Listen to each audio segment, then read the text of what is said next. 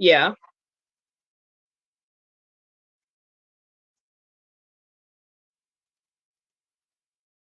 Yeah, let's just we can just do speakerphone, and then I just need to make sure that they can hear speakerphone.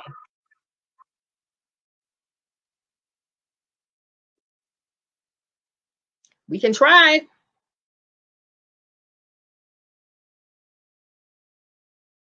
Y'all hear that? We get creative around here.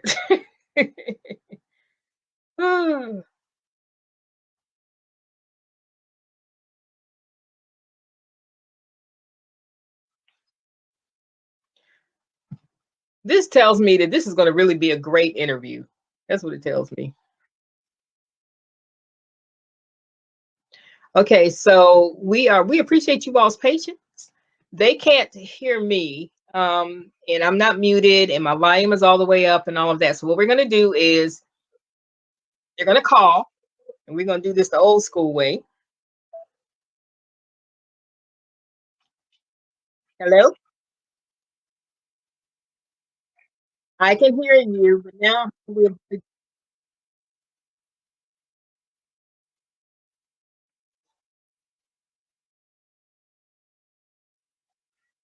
Can you all hear them and us? Yeah, it's bad feedback. All right. Okay.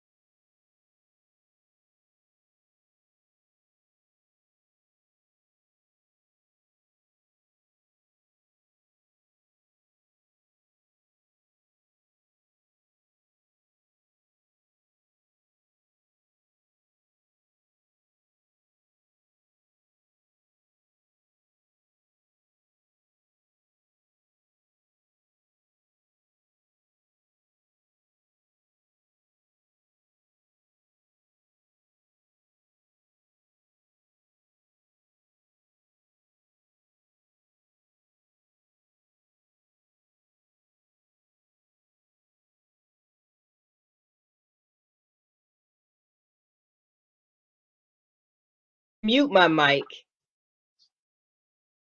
Do we still get feedback? I'm not getting any feedback now. Yay. Can the people listening hear us? Okay, so now.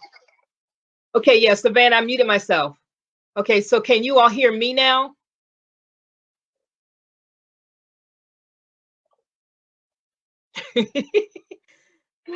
They are troopers. They're saying that they can't hear me. Okay, can you all hear me now? You can hear? Yay. Okay, Natasha, can you hear me now? All right, so now let's see if you can hear them. So I'm going to put them on speakerphone. You know, we have done this before. Let's see. Yes, we're going to figure this out. You can hear both of us? Can anybody else hear both of us? Yay! Hey, perseverance, determination, right? Those are the underpinnings of any committed advocates, no matter what they're advocating for. They're just determined. Okay, so yay! All right. So we're gonna start from the top. Let's start from the top. Okay, so y'all know I'm Apostle Cheryl Richardson, and we have been doing a series that the Lord has directed us to do regarding trying to put it somewhere where it won't. Okay, you all can still hear them. Can you still hear them? Natasha? You guys hear me? Can you still hear? Y'all typing? What y'all doing? Yes, we can hear. Can you speak? Savannah wants to know, can you all speak a little louder though?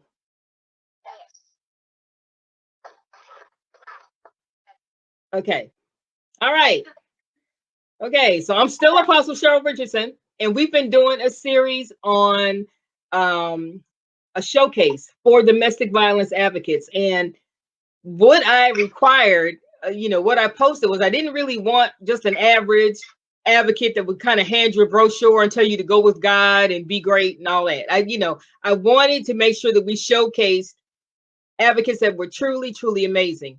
And the thing that really blew my mind was no sooner had I posted it than I got this long text about how amazing these two were.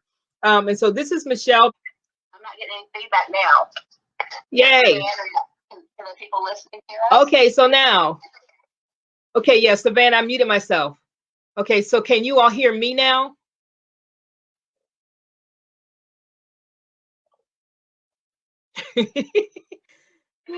They are troopers. They're saying that they can't hear me. Okay, can you all hear me now? You can hear? Yay. Okay, Natasha, can you hear me now?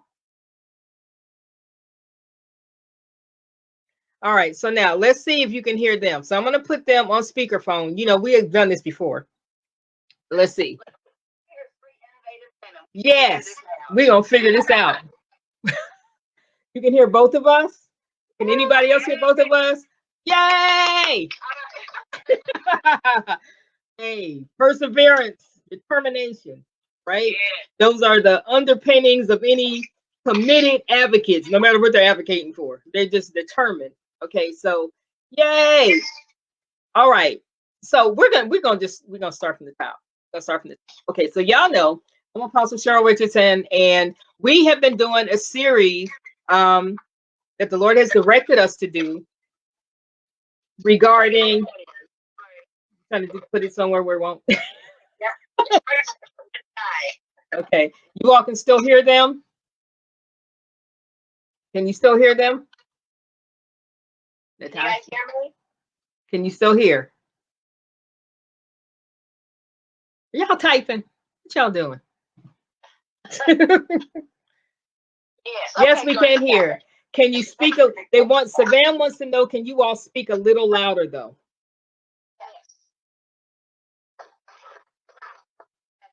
Okay. All right.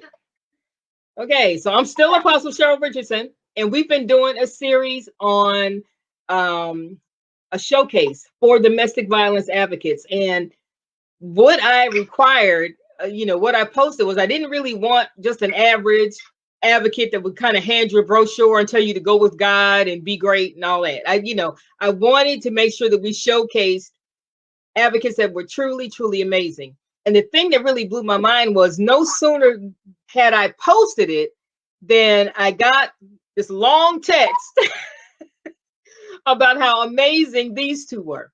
And so this is Michele Bedingfield. She's the executive director of Harmony House in Georgia. And that's Renonda that wears 10 hats, Forney. Over there on the right. She's got many job titles. I can so identify with her because that typically was my lot in life. When I was working in facilities, I had like more than one thing to do. But she oversees the ongoing, the aftercare for the clients that leave the shelter, and making sure that they have what they need and assist them with safety planning and all of that. So I want you to hear a little bit about them and what inspired them, what caused them to embark upon this path. Michele has a fascinating background, fascinating, and it's so interesting because it approaches DV from a different perspective. Not only from the perspective of someone who has experienced it themselves, but from a completely different perspective. And it's very easy to get myopic, right? When we're talking about something that we care about.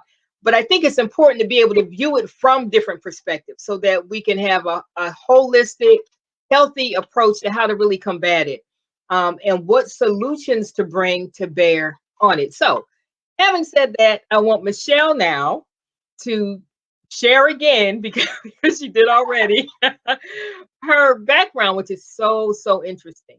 Go ahead, Michele. Thank you, Sarah. Can you hear me okay? Can you all still hear? I started out working with the criminal justice system. I was hired on as a probation officer and moved my way up into being a supervisor. I was working through state courts with Truth County, Muskogee, and Fayette County, with three surrounding areas. Through there, I transitioned into working with the offenders primarily on programs that the court would order to help break the cycle of domestic violence from the perpetrator's point of view. Years go by, and I transitioned to my first nonprofit, which is where I worked with unplanned pregnancies, with teenage moms with STDs. I did a lot of awareness and education, but realized the heartbeat of a nonprofit and what it takes to make that work.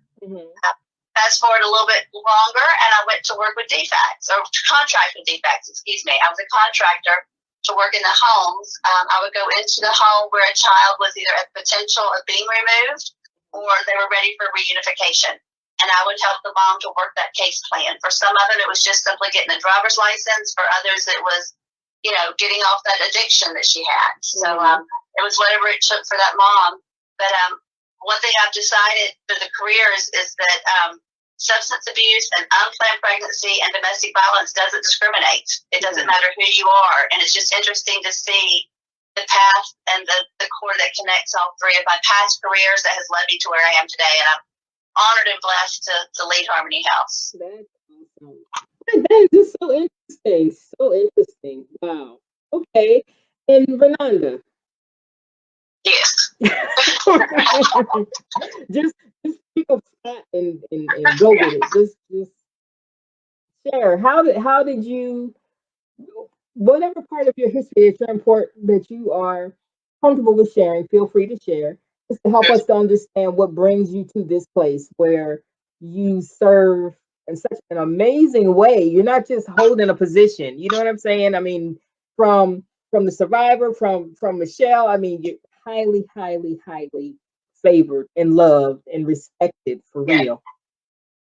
Oh, same here. Yes. Well, I'm coming from a perspective not only as an advocate, but I am also a domestic violence survivor. So for me, it's that passion, it's that drive. For me, it's like I can relate to other survivors of domestic violence. And how I started off with Harmony House, I volunteered for about 2 years. I went in like once a week or every other week to do Bible study. And I got connected with Michele, and she's remarkable, easy to connect with. And from that point, when I got my degree, my undergrad, I reached out to Michele, and she actually had a position that was perfect, I think, for me. And that was being a legal advocate, a sexual assault advocate, and I'm also an outreach family coordinator. And that's basically it's the case manager's position outside of the actual shelter. So to me, it was a passion, and it was something that I feel like God has called me to do. I have found that when you're talking about someone who is truly an advocate, it's different from someone who may have strong feelings about a thing, whether it be domestic violence or whether it be breast cancer or whatever it is. Typically, it resonates with them on a personal level. There's something about their core values that has a problem with accepting that condition, whatever it is. And so there's a heartfelt commitment to doing something about it and not simply feeling badly about it. You know what I mean?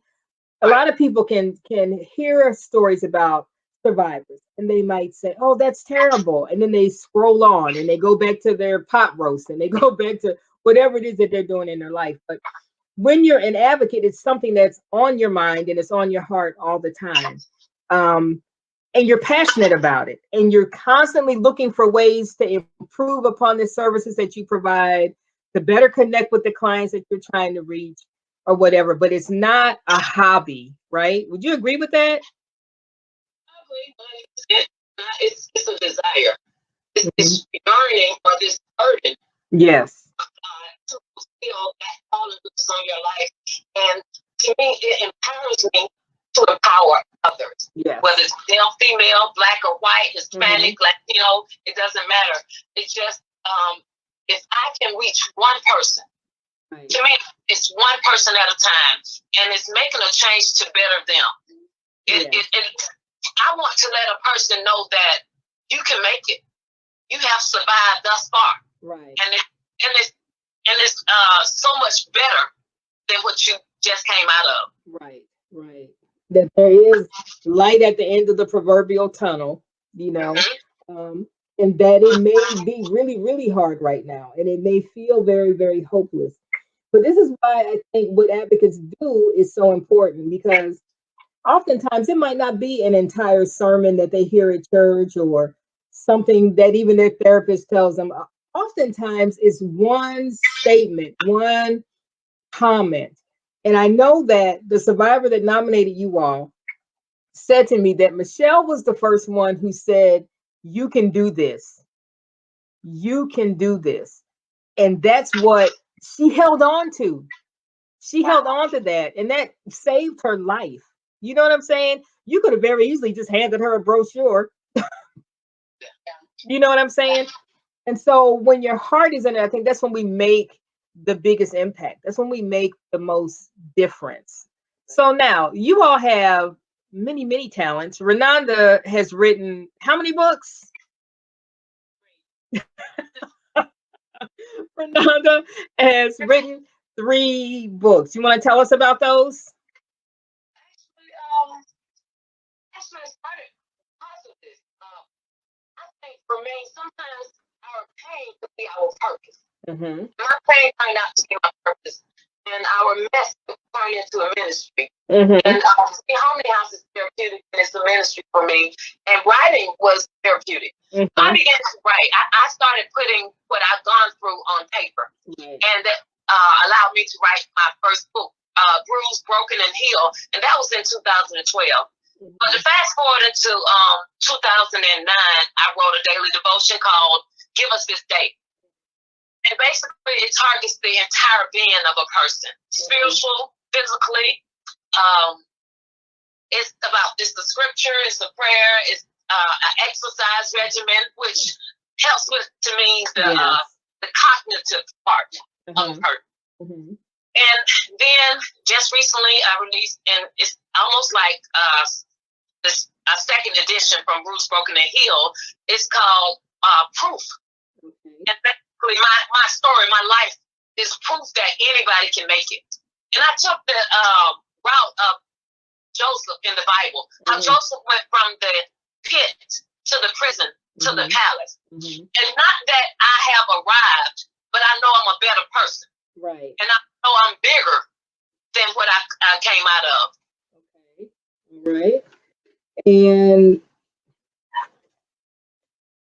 Michele, let's talk about, is there anything that you want to add about your amazing self? Because everybody says you're amazing. I'm gonna have to actually come to Georgia and meet you myself. Well, I am only as strong as those around me. And it's, I tell people oftentimes that I'm the director, and I kind of make sure that all the dots are connected and the pieces are there. But it's the advocates. I have 4 advocates that work on the front lines every day. And it's ladies that allow people to see me as the face, but they're the heart, and it's just like any body. You have to have all the parts and all the pieces. In the Bible, it talks about, the hands and the feet and the mouth. And I just think we all make up a good body. That's true, but we're only as strong as our leaders. That's it. Technically, and I've had this experience with Michele for the last almost 6 years. And to me, when we had to move someone, Michele came. She was one of the first to arrive with a hand truck, sweatpants and sneakers and a t-shirt, and a ball cap. So it's not, we're a team. And yes, you're right. We're a body. And we work together. It's like the head cannot function without the neck. Right. And so we're working this together. And I think we are a team that's doing teamwork. Yeah. So, well, and I know that they would step up at fill in any single gap. I can send out an email or a text message and say, I need someone to help with this client tomorrow. And I will have 2 or 3 of them stop and say, hey, I can get her at 1. I can get her at 9. I can meet with this time. Right. But at the same time, I'm not going to ask them to do something I don't want to do. So, I mean, I've carried trash. I've cleaned toilets. I was changing light bulbs earlier today. I cover 3rd shift just like anyone else would. Yes. But it's because I know they'll step up and do it. Right. But we're all doing it for the same mission. Right. And it's the same mission is that one victim or that one person that's ready to say, I'm ready to survive. I'm ready to thrive. And I just need to be connected to the right people and the right resources. I think that's amazing. That's amazing. And having been a shelter director and having opened and run psychiatric facilities for children and active duty military and veterans and all of that, I'm Michele in terms of the directing. I'll do everything that I'm asking you to do, and I'm going to probably get there first and do it, right? I think all of that together is what makes an amazing program. Because you can have a director that's a great director, but if you don't have people that are committed to be your hands and to be your feet and to be your eyes and to be your ears, then you can't build a great program. You can't. You've got to have the materials, right, to build with. And the end result can't be any better than the materials that you started with. You can't start with cheap, broken down material and build an amazing program. You cannot. And so, I mean, I'm excited to talk to you too, because you're a great example of what it looks like when all the pieces come together.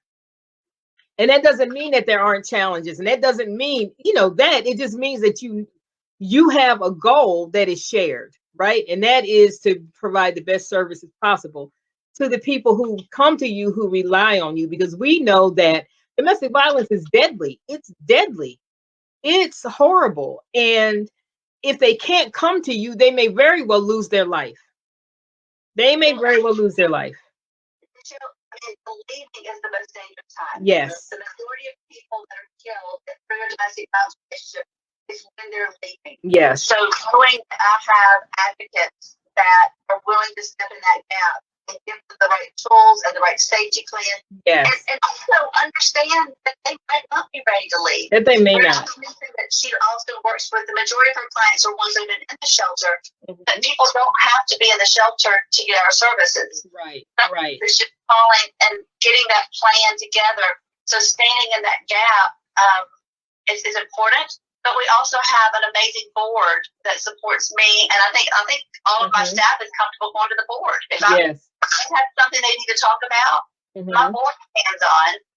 But we also have amazing community partners. Right. I mean, it doesn't go by a week that I'm not on the phone with someone from one of our other nonprofit partners, or from law enforcement, or from a judge, or just our Chamber of Commerce. I mean, those are our community partners that are also supporting and referring victims to us. So it's hey, I've got someone I think you might need to talk with. But they trust the work that our advocates are doing. That's amazing. And refer their friends. That's amazing. Especially with so much going on in the world. Yeah, especially with so much going on in the world. Now, I don't back every blue, but I back our blue. Because they do have our clients' best interest at heart, our survivors, our best interest at heart. And they are on it when it comes down to us and our survivors. So, and then like Michele said, we have the community resources and everything that we have. It's amazing. It's phenomenal. That's awesome. I have to pause right here. Even though we have these great relationships, if there's someone out there listening that's going through this, the most important thing about any relationship we have is confidentiality for that client. So regardless of who refers them to us, or who we talk to, or who they're related to, their case is their case, and it will not leave Renonda. Every now and then may come to me as a sounding board. She doesn't know to give me the name of the person she's sounding off on. Right. So every single thing that happens with Poverty House is confidential. That's wonderful. That's wonderful. I mean, and that's really, really important, because if clients can't be assured of that, that's really enough to keep you from coming forward and seeking help. That alone is enough to keep you isolated. So it adds to the isolation that they're already experiencing. Let's talk about if someone needs to come to Harmony House, right? what is the process? I know there's lots of different avenues, right? You know, any number of people can pick up the phone and call you. But if I'm currently in a situation and I'm coming to the realization that this really should not be my life, and this is really getting out of hand, and I call, let's take it from there. What is the process? How do I get help from you? If they're not at home, if they're in a safe place to talk to us, they call our crisis hotline. Okay. And if they are riding around, we can give them directions to our local police department. And they will contact us, or they will give them the number and they will call us. Now, if our shelter is full, we can, as much as possible, provide alternatives like a safe house or a hotel room. There's other options that we can provide for them. The main thing is if they are at a place that they can talk safely, and we can get them to our local police department. Okay. Sure, let me give you the number to that 24-hour crisis line she referred to. I'm just going to say it twice, and then I'll give you the website. So the phone number is 24 hours a day. It's 7 days a week, and it's 706-885-1525. And I know you have a very wide group. So even if they're in Florida or they're in Tennessee or Alabama, if they want to call and just talk to one of our advocates, we're available. And we can connect the dots to where they are in their resource and to resources in their area. Other ways that we can, if they're comfortable, like she said, meet with us. We can go to where they are. We let them tell us their safety level and how they want to proceed forward.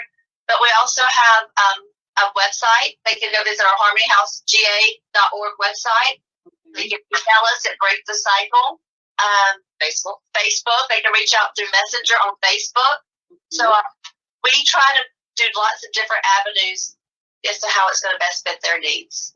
And even if they don't want to leave, we can also give them a safety plan, or if they're thinking about it, we can give them things that they could, we suggest that they do, like making sure they have birth certificates for each family member that'll be leaving with them, making sure that they have other resources, their photo ID, making sure they have their maybe 2019 tax return information.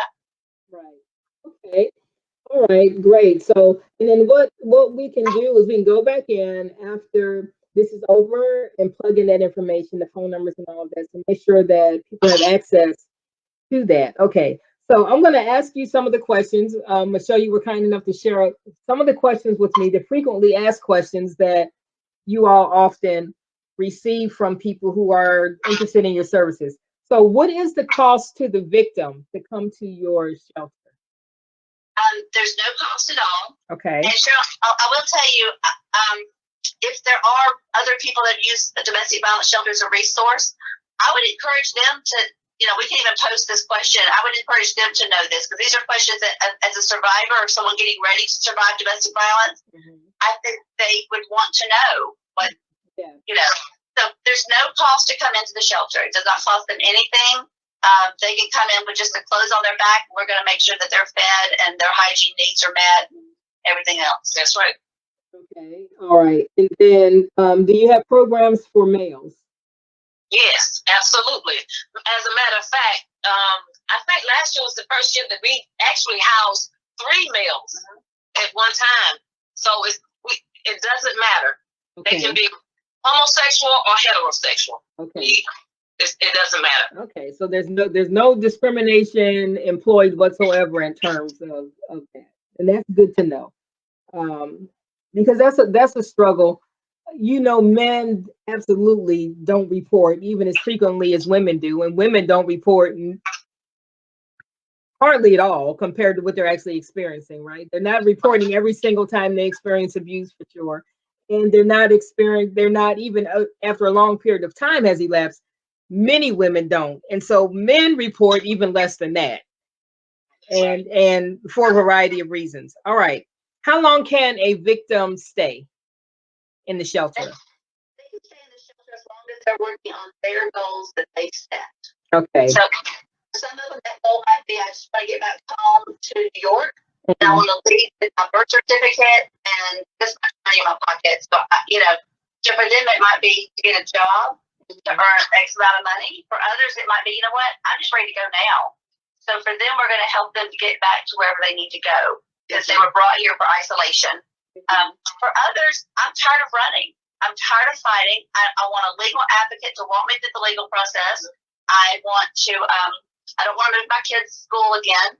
So as long as the goals that they set for themselves are being worked on and moved forward on, we're going to go with them. And for some, I tell, one of the things I tell when they first come in is this is not a sprint.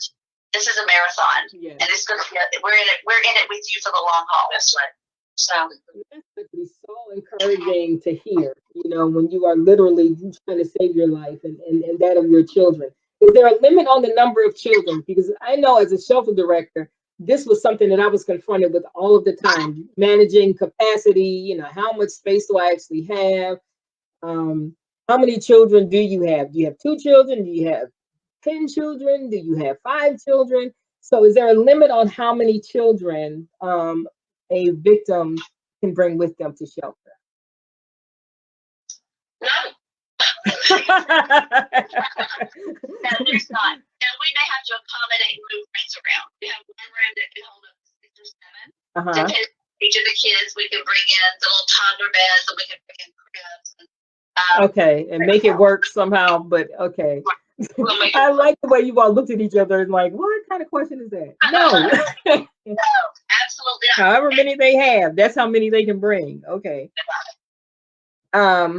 Is there a maximum age for children? This is another issue in many shelters. Is there a maximum age in terms of the children when they come to shelter? There is not. I think Renonda and I both at some point have had teenage children. I had an 18-year-old that turned 18 in September of her senior year in high school. She's still in high school as an 18-year-old. Right. And it told me that I couldn't come into your shelter because she was too old.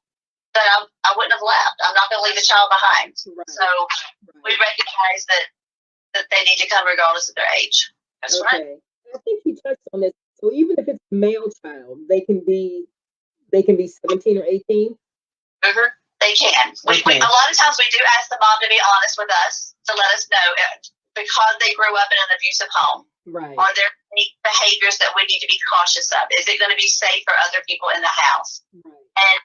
And just having that open dialogue and that open communication. And I mean, we've been very fortunate. We've never had a problem with that.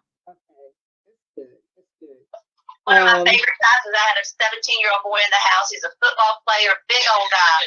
And his mama might have been all of 5 feet. And she was pushing him out the door. Come on, you got to go. You got to go. You're going to be late for school. And he just stopped and he turned around, big guy. And he said, but mama, you hadn't even given me a kiss goodbye yet. And it was just that moment to see that even at 16, 17-year-old big giant football still wanted that hug and kiss from mama that morning. Right. That's awesome.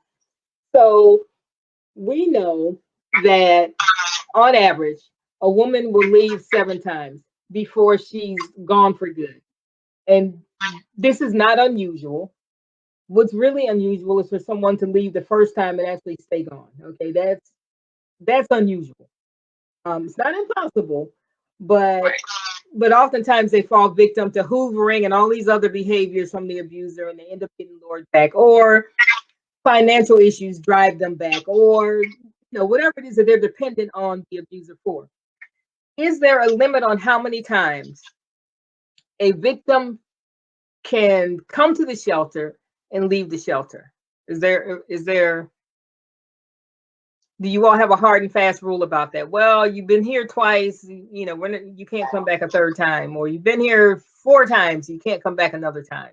Is there any limit? Sometimes they'll come into the shelter, they'll leave, come to Renonda and work with her in outreach, and the dynamics change, and they look at the safety plan, and she needs to come back into the shelter for some additional safety for a period of time, and sometimes they go back and forth. That's right, and it has happened before several times with me. So, and it was fortunate that they were a team player as well, though. They followed like the case management set for them. They were comfortable. they and I've also had some that started off in outreach, yes, and ended up going to the shelter after the fact that they was in outreach. So it just depends on the situation of that person, because our number one goal is to keep them safe. Right. Okay. That's I love that. Out of all the things that you all have said, because it acknowledges the dynamic that's involved in the cycle of abuse anyway.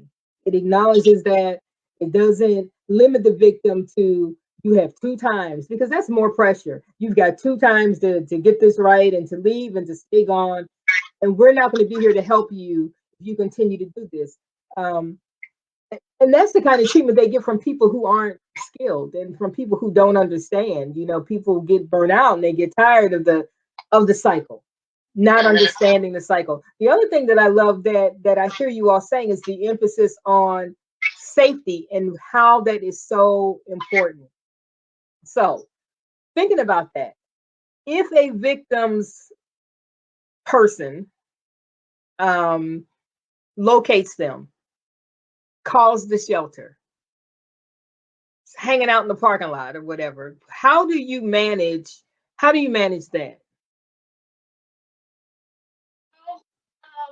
of the things, unfortunately, we have not had that to happen, but at the same time, one of the things that we do before they actually get into the shelter, if there's a police station or if they're on the road, we ask them to turn off their location on their phones.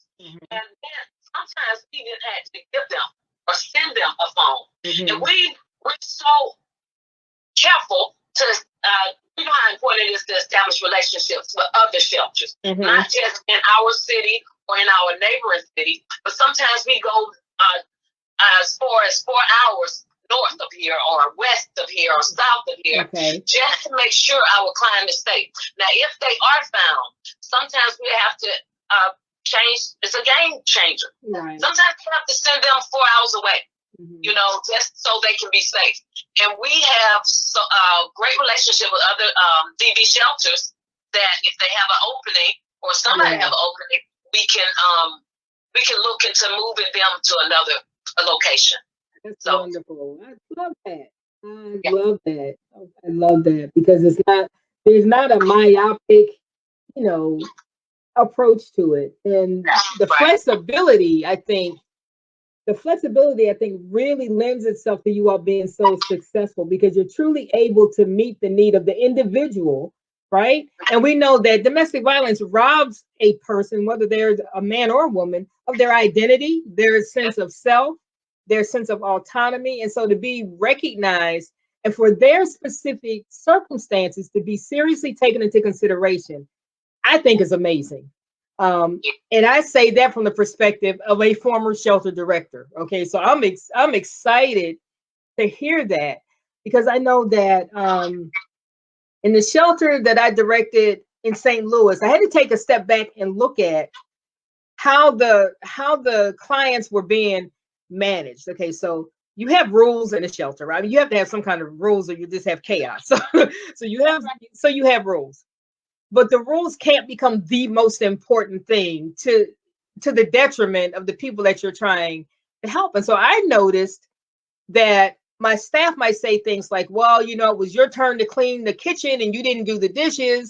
And so now you're going to get this many demerits. And I'm thinking, how is that any different from what she just left? Yes, the dishes need to be done, but nobody's going to die if they aren't, right? So somebody else can do them and give her a break. Or maybe the agreement is in the plan that they make when they first come out, well, I need to find employment. So the first day that they're there, maybe they can't peel themselves up out of bed. That's exactly right. And our case management shelter, there's in the advocates, I think, as a whole, there's two different things.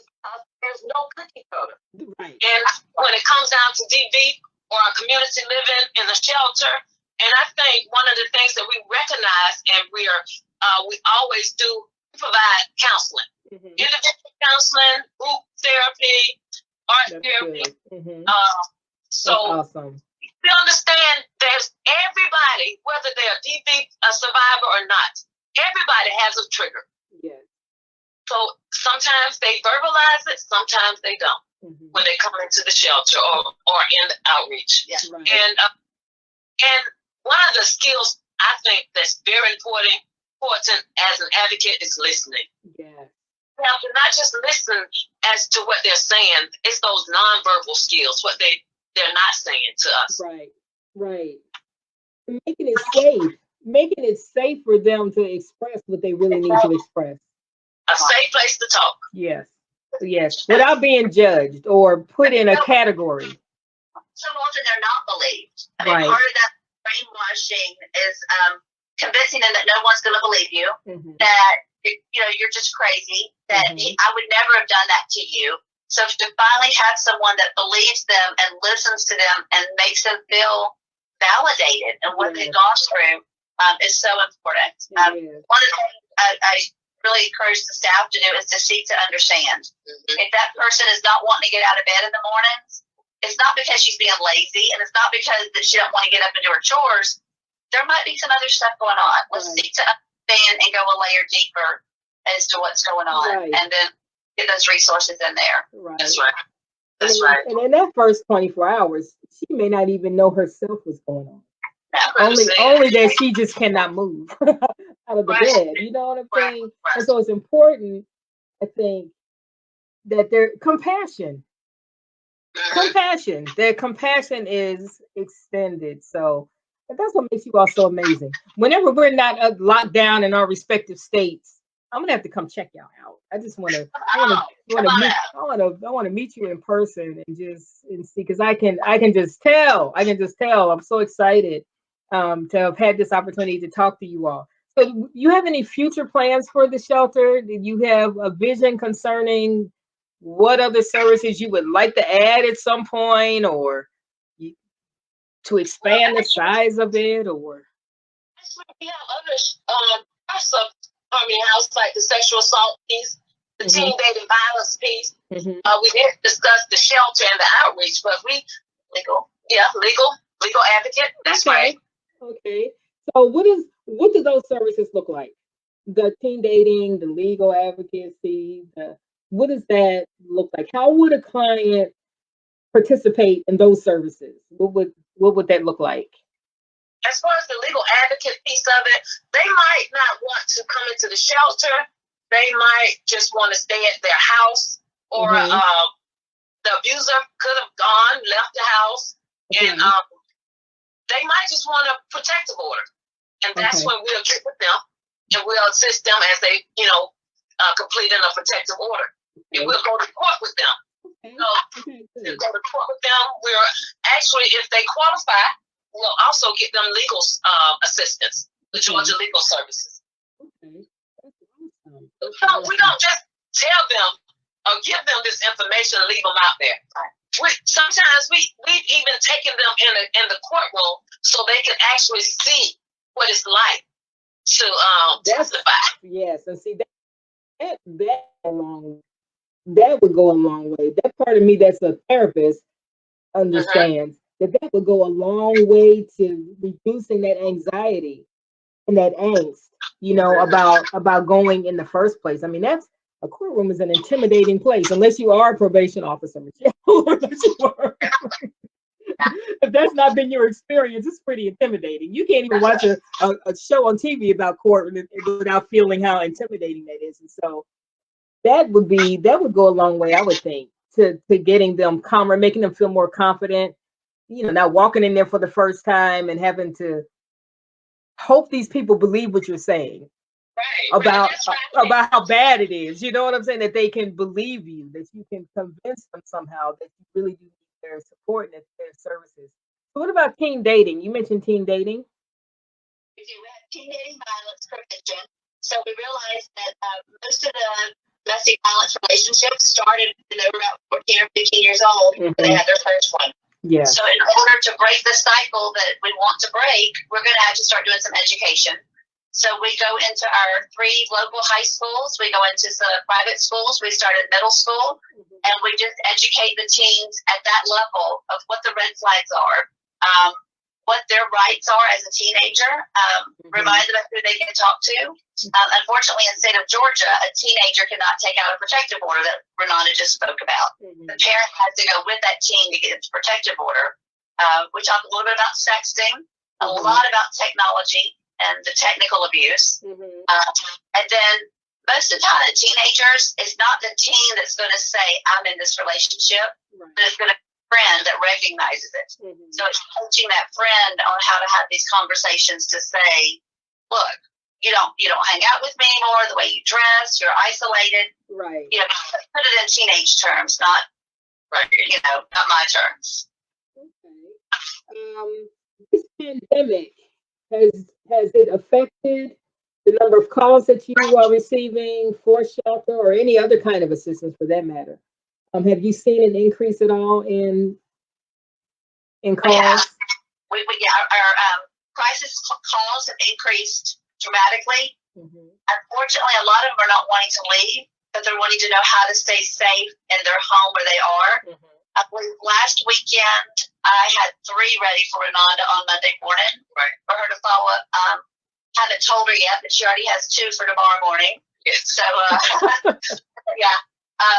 But yeah, we'll touch base with them. If they need to come into the shelter, we'll go ahead and do that and have them ready. But most of them are just wanting to know how I can't leave. I don't want to leave. But his drinking has increased.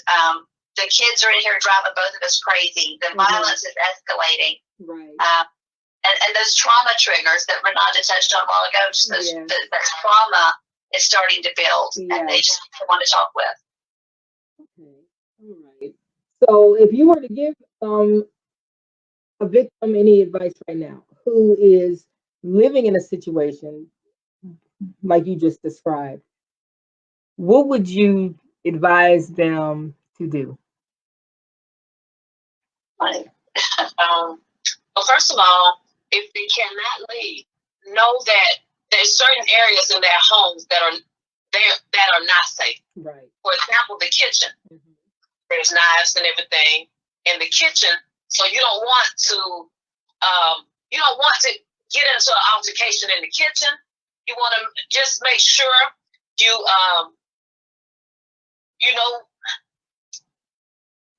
know how to. You have your phone on ready, first of all, to dial 911, because if it comes down to your life and calling 911, you'll have to call 911. But make sure you're not in a closed-in area where you can't get out. Right. A room with the window.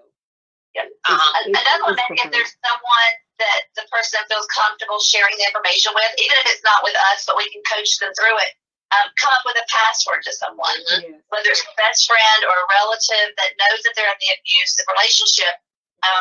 Be honest and be transparent, and let that person know, hey, it's starting to get really bad, it's starting to get rough around here, things are starting to happen. Let's come up with a code word or a password, or that way, if I were to call Renonda and say, Renonda, I left that bottle over your house, or I left the purple pacifier, or oh my goodness, the dryer's broken again. Whatever that phrase or word is, just that way that they know I need help immediately. And maybe they can't get to 911. Just doing the safety planning and letting them know that they're not in it alone.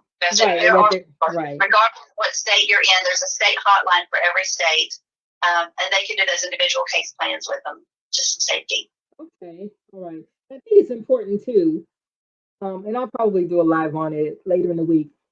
It's so important, even if a victim feels that they cannot leave right now, for whatever reason, the self-talk is critically important. What you are telling yourself is critically important, because as much as we listen to other people, we really listen to ourselves more than we listen to other people. And so we end up responding to what we tell ourselves about what we have witnessed or what we have experienced. Our next action hinges upon what we told ourselves about what we just experienced, what we just saw, what we just heard, what was just said to us. And so I think it's important for victims to speak affirmatively to themselves, no matter what is going on around them, and understand that the Bible says that hope deferred makes the heart sick. That means when there is no hope, you become sick in mind, in spirit, and even in body. And so as long as there is hope, you can stay alive as long as there is hope. And so the plan can be to leave when this is all over.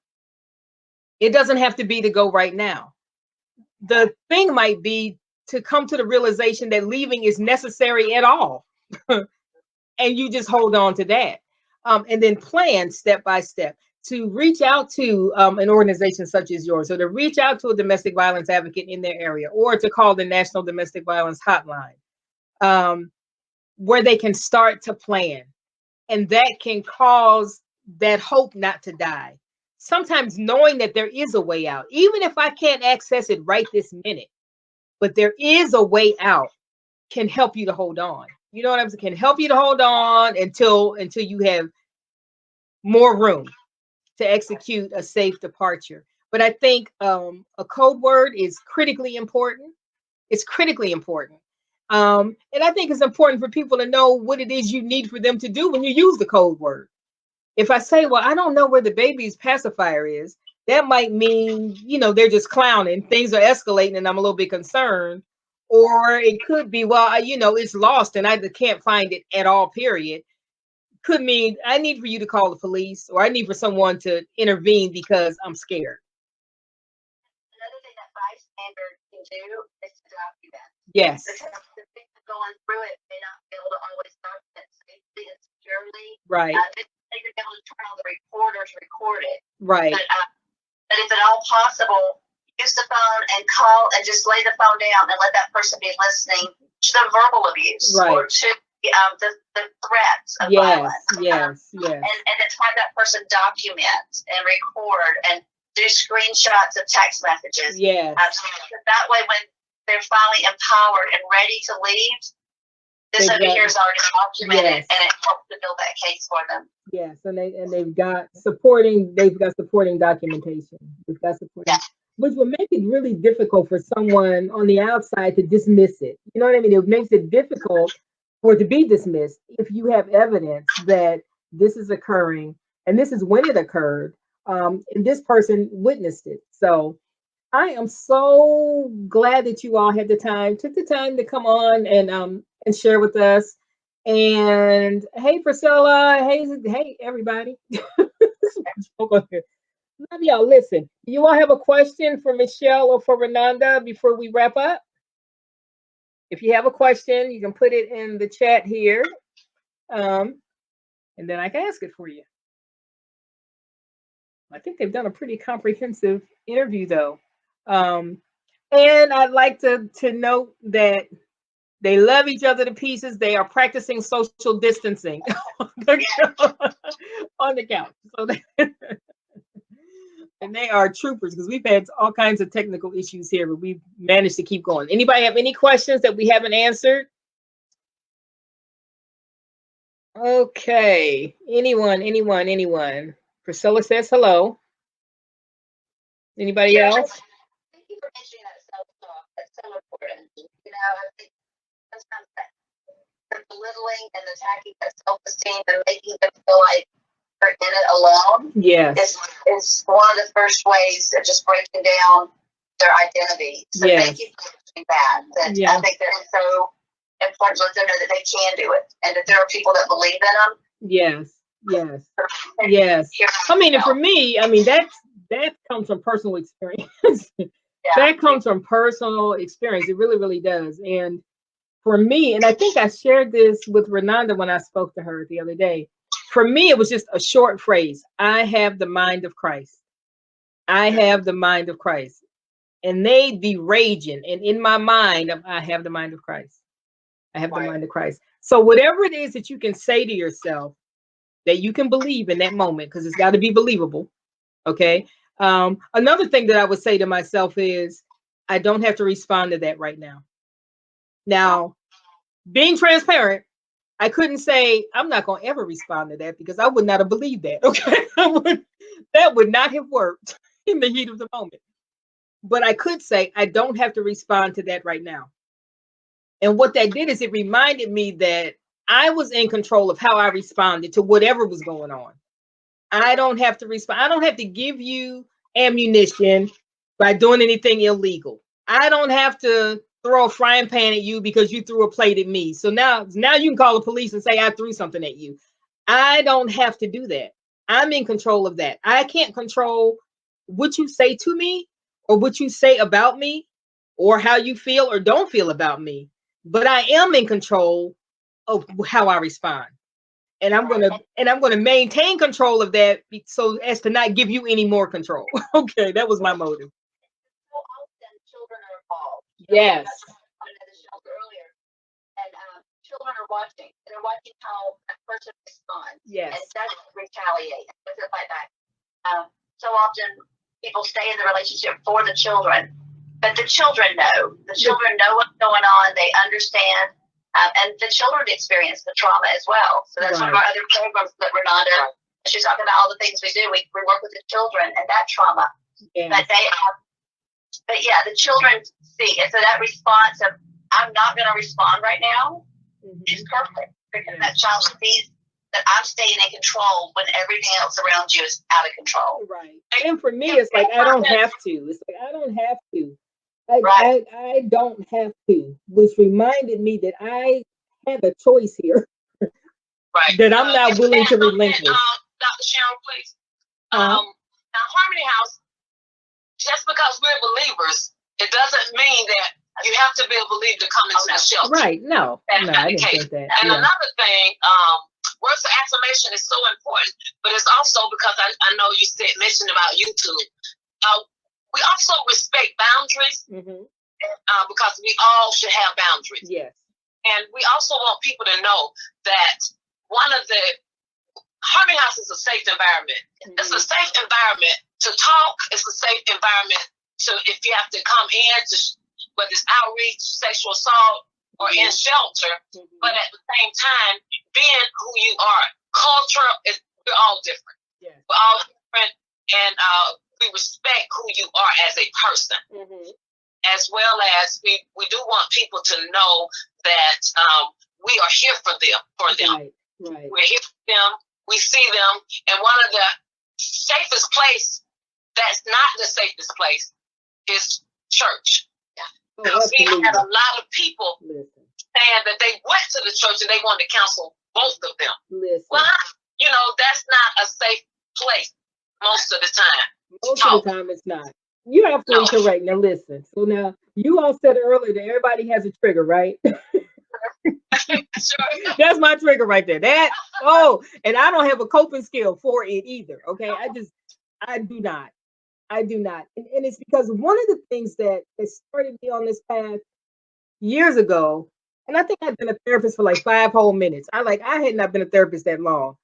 And this young lady called me and she said that she was going to go talk to her pastor because her husband was cheating on her.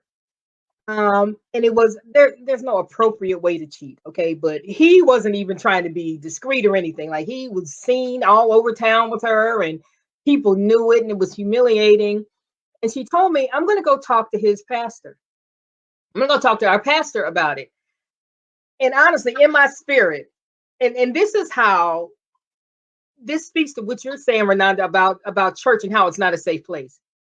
You're indoctrinated in a lot of faiths that you don't tell anybody not to talk to their pastor, right? That's not considered appropriate. You don't tell them that they can't trust their pastor. You don't say anything negative about the pastor. You cover one another's faults and all of this misappropriation of scripture. So when she came to me and she said, I'm going to go talk to the pastor, everything on the inside of me was screaming, do not go talk to that man. Don't go talk to him. Don't go talk to him. But I'm indoctrinated at this point. This was years ago. But I can't tell her that, right? I can't tell her don't go talk to her pastor. That would be wrong. So it was screaming on the inside of me, and I didn't say it to her.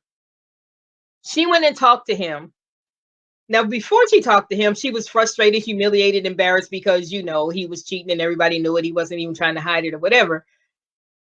But after she spoke to the pastor, she called me and she said, I'm going to kill my husband. And I'm going to kill the children, and then I'm going to kill myself. And I'm thinking, what did he say? And he told her that she needs to figure out what she's doing that causes him to want to go outside of the marriage, and that she needs to submit and be a good wife, and she needs to stop complaining. I was livid. And she was suicidal, and she was homicidal, and she was serious. And so I went to her house. I couldn't think of anything else to do. I told a friend of mine, I said, okay, I need you to call her, keep her talking on the phone, and I'm going over there right now. And I banged on her door and I said, where's the gun? Give it to me right now. And in my mind, I'm thinking, God, please let this work. Please let this work. So she gave me the shotgun, got her calmed down, had another friend sit with her. So we got her through that. Now, technically, I probably should have called the police, but then in my mind, I'm thinking she's going to lose these kids and look like she's a raving lunatic. And this all was triggered by a conversation with someone that she should have been able to talk to safely. And she wasn't. And I've never, ever forgotten that. I have never, ever forgotten that, because it was such a close call. She was not ready to kill people before that conversation. After she talked to him and he said those things to her, that patriarchal, traditional, hide our mess, stop complaining, be a good wife thing. So that I've never, ever forgotten that. And so it's definitely a trigger for me. Even today, and it's alive and well in the churches. It's rare that a pastor will address this across the pulpit. I'm not talking about on Tuesday night when 5 people come. Okay, I'm not talking about that. I'm talking about they won't address it across the pulpit in detail. They don't hold people accountable. And so that's part of our mandate as Judah's Roar, is to address that and to hold them accountable for that and to make it impossible for them. I hope I aggravate them, because that way you're thinking about what I just said. Okay, if I've annoyed you enough that you are thinking about what I said, mission accomplished. I want you to think about it, the responsibility that you hold as a ministry leader. You know what I'm saying? And so it's not okay. And they're my peers, so I can, I'm very direct concerning that. So that it needs to be safe. And then pastors also need to know that the fact that you're a pastor does not make you a counselor. It does not make you a therapist. It does not make you qualified to dig into these people's lives.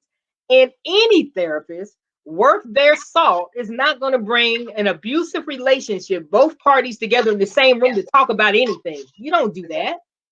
Somebody's going to get hurt when they go home. They're going to probably get hurt in the car on the way back to the house. It's probably what's going to happen. Okay.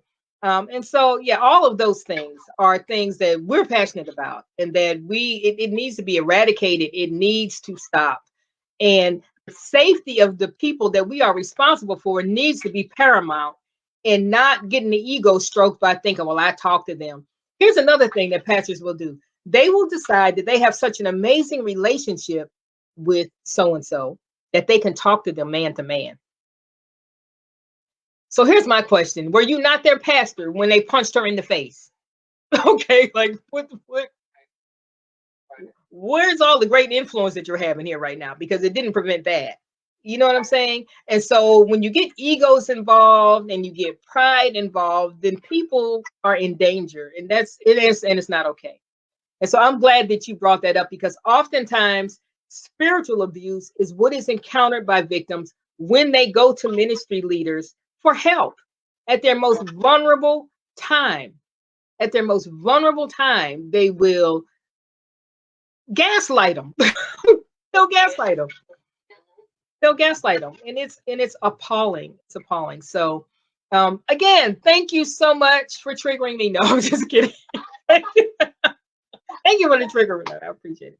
No, thank you so much for your time coming on. Do you all have any questions? Savannah mentions that safety plans are crucial. They are. I have one more thing to say about safety planning. So Michele mentioned earlier that the most dangerous time is when they're leaving.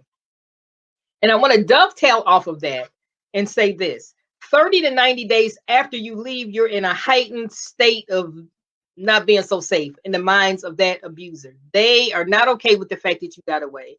They are not okay that you seem to be smarter than they gave you credit for being.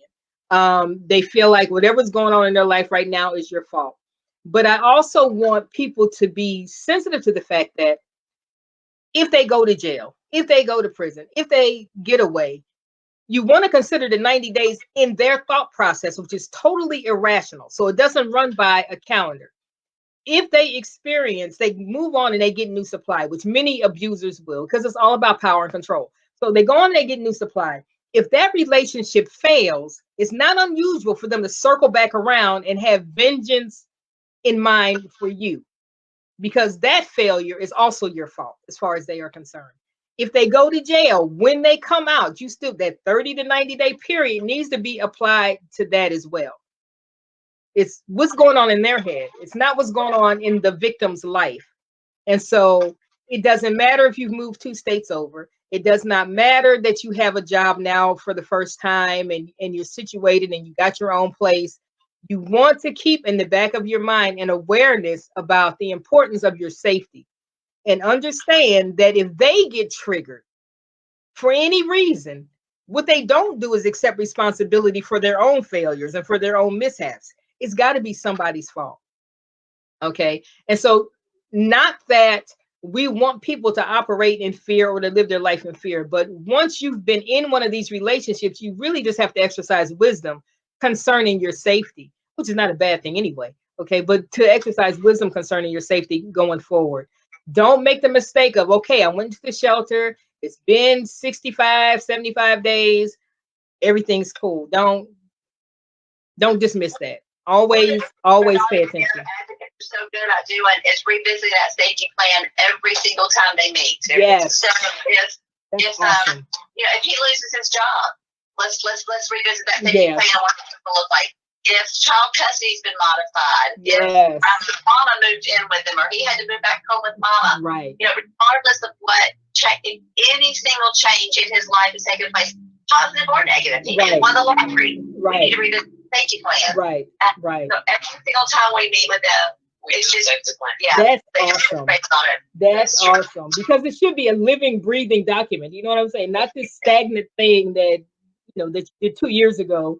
You haven't looked at it since, because certainly something has changed in that amount of time, right? So again, thank you so much. Any parting words of wisdom? There is hope. You can survive. You can make it.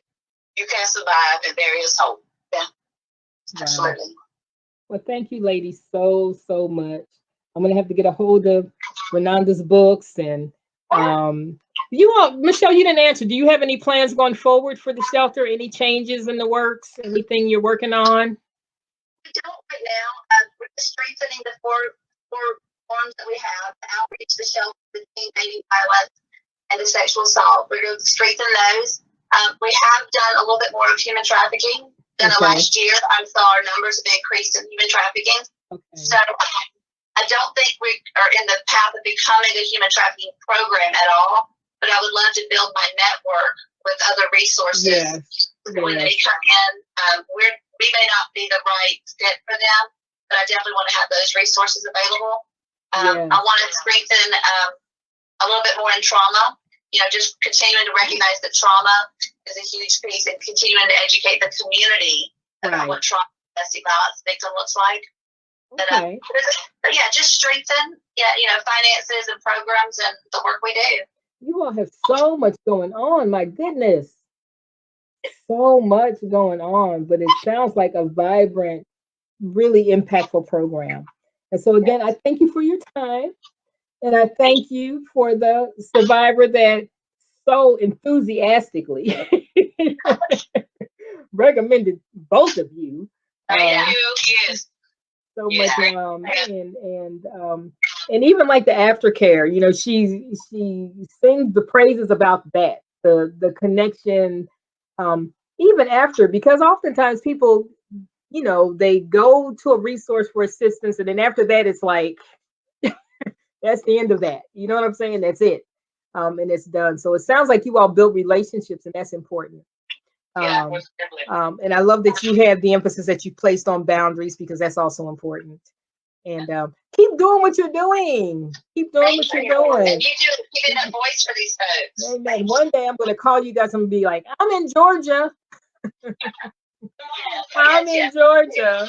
All right. Well, God bless. And thank you all for everyone who signed on to watch. And for those who are going to watch the replay, we hope you enjoy it. And there's so much information in here. Again, so I've been talking to Michele Bedingfield, the executive director, and to Renonda Forney, the community outreach person extraordinaire. I just made up her job title for Harmony House Domestic Violence Shelter in Georgia. We'll be back on next week with another broadcast. And you all stay safe out there. Okay, stay safe and be blessed. Blessings to you. Bye-bye.